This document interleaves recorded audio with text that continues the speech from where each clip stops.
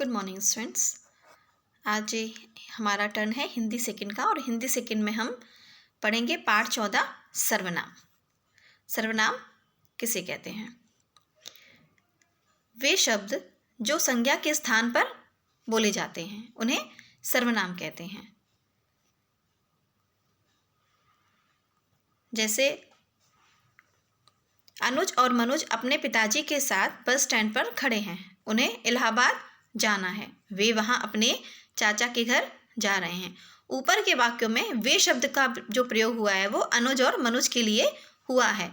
उन्हें शब्द का प्रयोग जो है वो अनुज मनुज और उनके पिताजी के लिए हुआ है और वहाँ का प्रयोग हुआ है इलाहाबाद के लिए, मतलब वो जहाँ पर जा रहे हैं। तो ये जो शब्द हैं वो सर्वनाम कहलाते हैं। अनुज मनुज और पिताजी संज्ञा है और इनके बदले में जिन शब्दों का प्रयोग हुआ है वो सर्वनाम है। अतः हम सर्वनाम की परिभाषा इस प्रकार दे सकते हैं कि वे शब्द जो संज्ञा के स्थान पर प्रयोग किए जाते हैं उन्हें सर्वनाम कहते हैं। अब आइए जानते हैं सर्वनाम के भेद। सर्वनाम के भेद कितने होते हैं? सर्वनाम के निम्नलिखित 6 भेद होते हैं। पुरुषवाचक सर्वनाम, पुरुषवाचक सर्वनाम, निश्चयवाचक सर्वनाम, अनिश्चयवाचक सर्वनाम, संबंधवाचक सर्वनाम, प्रश्नवाचक सर्वनाम और निजवाचक सर्वनाम। अब पुरुषवाचक सर्वनाम। पुरुषवाचक सर्वनाम किन्हें कहते हैं?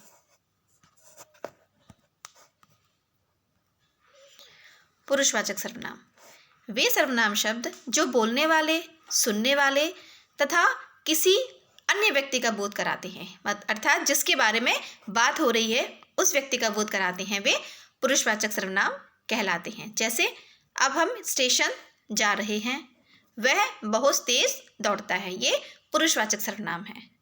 अब पुरुषवाचक सर्वनाम के भी 3 भेद होते हैं। पहला उत्तम पुरुष, पहला उत्तम पुरुष, दूसरा मध्यम पुरुष और तीसरा अन्य पुरुष। ये पुरुषवाचक सर्वनाम के भेद होते हैं। अब उत्तम पुरुष किसे कहते हैं? उत्तम पुरुष मतलब अर्थात बात कहने वाला व्यक्ति या लिखने वाला व्यक्ति अपने लिए जिन शब्दों का प्रयोग करते हैं वे उत्तम पुरुषवाचक सर्वनाम कहलाते हैं। बात कहने वाला व्यक्ति या लिखने वाला व्यक्ति अपने लिए जिन सर्वनामों का प्रयोग करता है वे उत्तम पुरुषवाचक सर्वनाम कहलाते हैं। जैसे मैं, मुझे, हम, हमें आदि।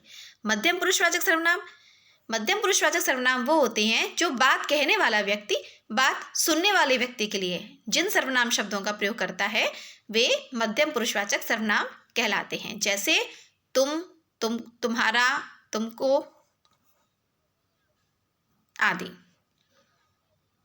ये मध्यम पुरुषवाचक सर्वनाम कहलाते हैं। अन्य पुरुषवाचक सर्वनाम, अन्य पुरुषवाचक सर्वनाम वो होते हैं जिसके बारे में बात हो रही है, अर्थात तीसरा व्यक्ति जिसके बारे में बात हो रही है उसके लिए प्रयोग होने वाले सर्वनाम शब्दों को अन्य पुरुषवाचक सर्वनाम कहते हैं। जैसे वह, उसका, उसने, उसे, उन्हें, उन्होंने, उनको आदि, ये अन्य पुरुषवाचक सर्वनाम है। अब दूसरा आता है, पहला था पुरुषवाचक सर्वनाम। पुरुषवाचक सर्वनाम के भी 3 भेद बताए थे, उत्तम पुरुष, मध्यम पुरुष और अन्य पुरुष। अब दूसरा है निश्चयवाचक सर्वनाम। अब निश्चयवाचक सर्वनाम क्या होते हैं? वे सर्वनाम शब्द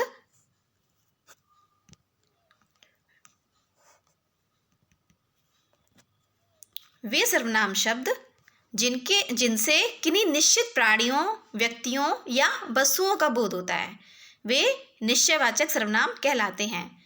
जैसे वह आकाश है, पक्षी उड़ रहे हैं, वह आकाश है तो निश्चित है, या आकाश नीला है तो ये निश्चित है कि ये आकाश है या आकाश नीला है। यह मेरा घर है तो ये निश्चित है यहाँ पर कि यह मेरा ही घर है, किसी और का घर नहीं है।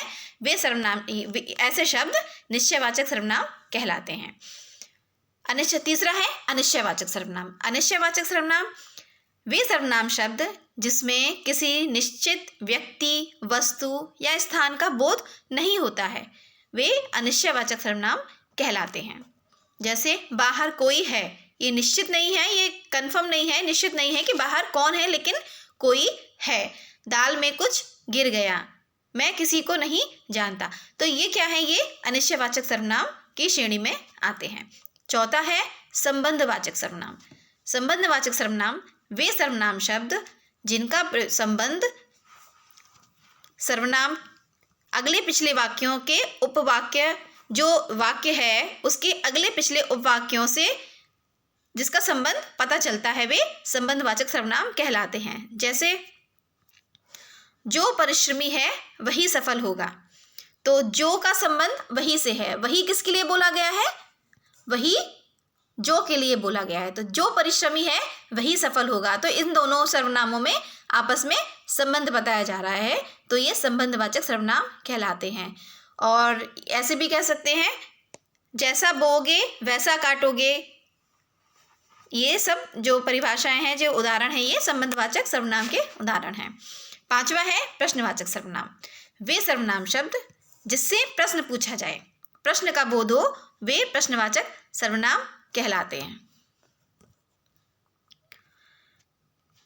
या जिन सर्वनाम शब्दों से प्रश्न प्रकट होता है या प्रश्न का बोध हो, वे प्रश्नवाचक सर्वनाम शब्द कहलाते हैं। जैसे बाहर कौन खड़ा है, तुम किसके साथ आए, ये प्रश्नवाचक सर्वनाम होते हैं।